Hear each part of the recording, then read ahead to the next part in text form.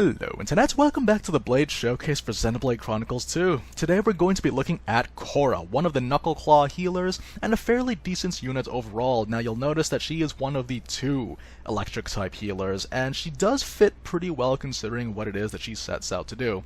Being part of the Knuckle Claw moveset, it always has the emphasis on mobility and collecting potions, and she totally excels in that thanks to her passives. So, business as usual, let's have a look at the passives. First of all, you'll want to look at Walking Joy. This is pretty useful because it's a HP percentage recovery every second while you're moving. It doesn't matter if you're moving in a straight line or if you're just running around on the spot, it will work every second, and that's fairly useful, especially because the build we're using today it would heal about 1100 HP every second, which is quite useful, and kind of lets you serve as a temporary tank until your tanks are actually able to take the aggro off of you. There's also going to be Potion Hoarder. Now, like I said earlier, the Knuckle Claw class has a lot of emphasis on dropping potions and then collecting them due to their quick mobility. Potion Hoarder is extremely useful on any team just due to the fact that you increase the duration of the potion. Even at the rank 1 version, it's a whole minute that you can have to yourself without worrying about it. That's an eternity in comparison to what the standard is. And even though I personally don't enjoy the HP potion healing mechanic, for people that do enjoy it though, she should definitely be a staple on your team. And there's going to be Stop Thinking. Stop Thinking is a really cool special that has a percentage chance of freezing the enemy for 3 seconds after you land a special. Even though the process of building and activating a special is much longer than 3 seconds, and you won't be able to just, stop people indefinitely, it's still very useful because it throws the enemy off their balance. You're constantly stopping them at different points, and that really just throws off the rhythm, and that's good news for you. So, when it comes to the actual specials, the level 2 combo might be your most frequently used ones, or the level 1 combo. Now, the thing about the level 2 combo is it is going to be your only other source of spawning HP potions outside of your driver art. This is pretty useful overall, and when you have it maxed out, it would be a 100% chance to spawn too.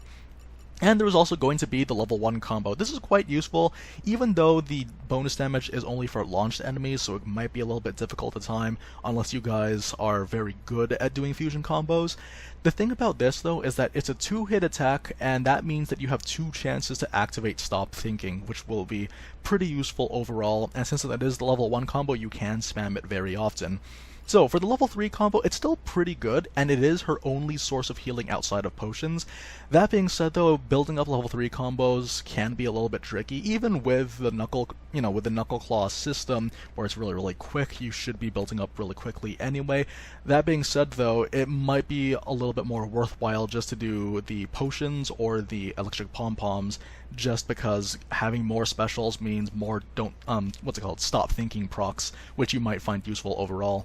So, having a look at the aux cores, we're going to be using Movement Heal, and again, this will be part of the builds that we're using. It does stack with pouch items with similar effects. This is going to be about 1100 to 1000 HP every second. Very useful stuff.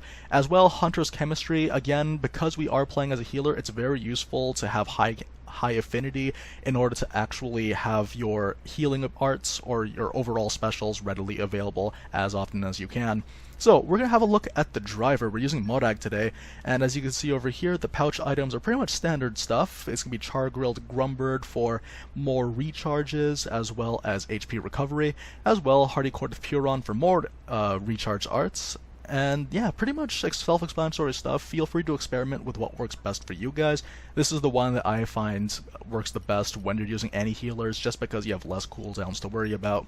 And finally, we will look at the accessories. Because we are playing as a Knuckle Claw, we will be running all over the place while healing ourselves in order to revive our teammates. And of course, having the Promise Ring really helps that out. As well, having the Passion Thread, again, we're running around all the time. We don't want to be separated from our blade, and we want to maintain our affinity as best we can. So that basically does it for the primer. We're going to go ahead, cut the video, and I will show you what exactly Kora is capable of. Alrighty, so here we are at the demonstration. We're going to be fighting against a super boss that we very rarely do. This is Reeking Douglas. Reeking Douglas, as I've said before in the Boreas video, is a very good super boss for people that are starting out their adventures into the post-game. This is largely due to the fact that he is one of the easier super bosses in the game. As well, he does drop all the legendary cores, defense up Augs cores, rare cores, things like that. Definitely worth looking into. So, being the electric type, we're going to try to build our specials as best we can. Thanks to the Hunter's chemistry, we already have high affinity to work with. I'm actually not going to be focusing too much on building up orbs for this particular battle, just because Reeking Douglas has relatively low HP. What makes him difficult, though, just like with Auric Mark 7 from the World Tree, is the fact that he actually summons people partway through the fight, and that makes the fight substantially harder. But that being said, though, he is still one of the easier ones, and if you like playing with driver combos, such as having more topples, breaks, and launches, then Reeking Douglas could be your first stop for doing such things.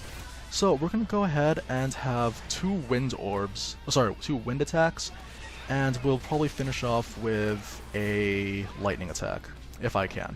So the main thing about... So yeah, as you see over here, this guy's going to attack me, but if I just run on the spot, I can just quickly regen all this HP. And also, I do have a healer on my team as well. We actually find ourselves using multiple healers on these fights, just because we want to draw out these battles as best we can. But here we go, we're going to try to build up this. We're likely not going to go ahead and do a chain attack, but it is nice to have a combo on them. Oh, do you know what, let's go ahead and have... If he can summon his friends partway through, then I can activate the Sandstorm and hit everyone. But no, do you know what, that's fine. We'll just do a level 4 combo. I really like how Morag's Knuckle Claw finisher looks like with this. This little bit of a dive kick. Okay, so soon enough this guy's going to be summoning some help. Not too worried about that. Again, we're going to be spamming the level 1 combo fairly often, just because I like having the Stop Thinking proc. Unfortunately, that missed. It has to land in order for it to work. And now these guys are all after me, so what I'm going to do is that I'm going to spam left on the D-pad, and hopefully people will notice that I'm under attack, and I should just heal everything back. And off we go. Okay, so we're going to try, actually... Okay, we have to single these guys one at a time. Whenever you find yourself in a situation when you're surrounded, it's important to just zero in on one person at a time, and just eliminate them as quickly as possible. If you can do that, then you have less people attacking you. This is especially important if you're playing as a healer, because the less people you have, like, you're only as... what's it called? Your team's only as likely to survive in scenarios where you can heal more than the enemy can give, so obviously you just have to give them less sources. Pretty basic stuff, but it is worth reminding people. One other nice thing too is the fact that, again, like with any class that has a driver combo on them, because we have the ability to break, we actually can do some fusion combos. Really easy stage 1 fusion combos for these ones, so you just have the break and then you activate a wind, and that did a pretty good amount of damage. That's one of the nice things though about like having a Knuckle Claw on Morag. She does have a quick break. Actually no, this is one of the slower breaks, sorry, my apologies.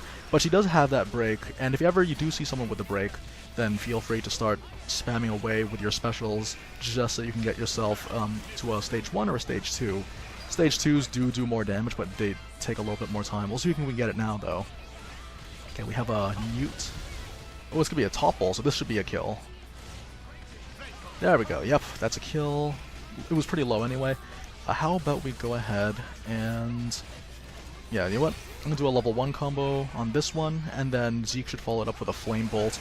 The fun thing about these guys is that if you are constantly spamming specials on the Reek enemies, they do occasionally topple from time to time, and that actually gives them fusion combo, or that gives you the fusion combo, as if you did it yourself. It's really funny. Same thing goes for these ground caterpiles. Yeah, you know what? We are not going to be using any orbs or chain attacks. I'm just going to spend the entire fight just spamming my level 1 and 2 specials on the Reeking Douglas. And off we go. So yeah, this guy, he does have quite a ways to go. But even if I obtain the aggro, thing is, when you're a healer, you don't like getting aggroed.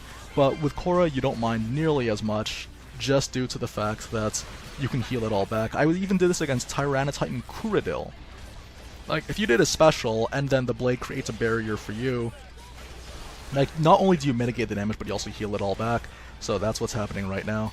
That being said though, again, like I said earlier, Reeking Douglas, one of the earlier bosses that you might want to consider fighting against or farming early on in your game, just because he is one of the weaker ones. He does drop that, and if he throws a bunch of enemies at you, it kind of does teach you how to deal with like these kind of situations. Also, like I said before I cut the video, was yeah, this is a 2-hit attack. This means that there is going to be 2 chances for you to proc the 80% chance attack. Alright, so here we go. So we're kind of just going to be spamming this a bit, and then if you take a quick look at Kora, she has the stop thinking going on. I guess we could have Boreas do an electric fire storm for us. And we have also, also I should probably have mentioned, we have a Dagas on our team, so he's going to increase our damage by an additional 120%. Always useful to have. We'll also have the Electro Firestorm to heal everyone up. And that's basically about it though. I mean, like, when you're playing as an electric type, unfortunately there aren't very many orbs that you can create by yourself. Like, if you have 2 stages of electricity, then you can only create water, but unfortunately none of us have water right now.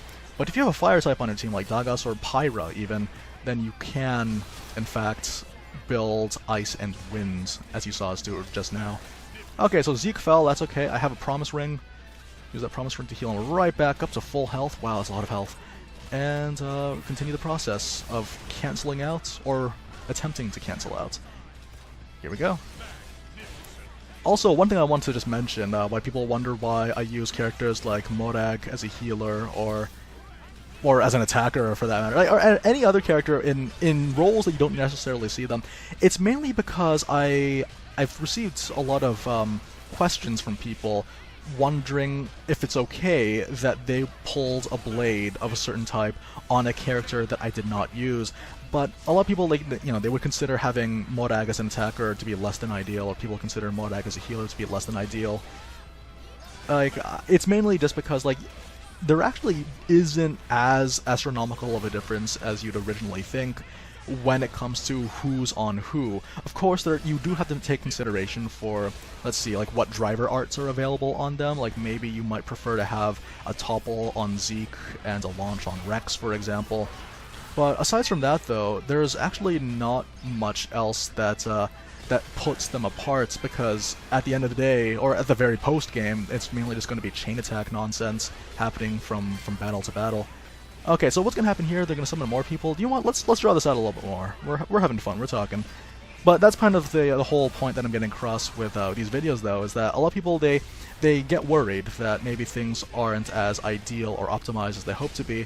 And maybe from a very literal perspective, yeah, maybe they're not fully optimized. But I wouldn't even call my stuff optimized either.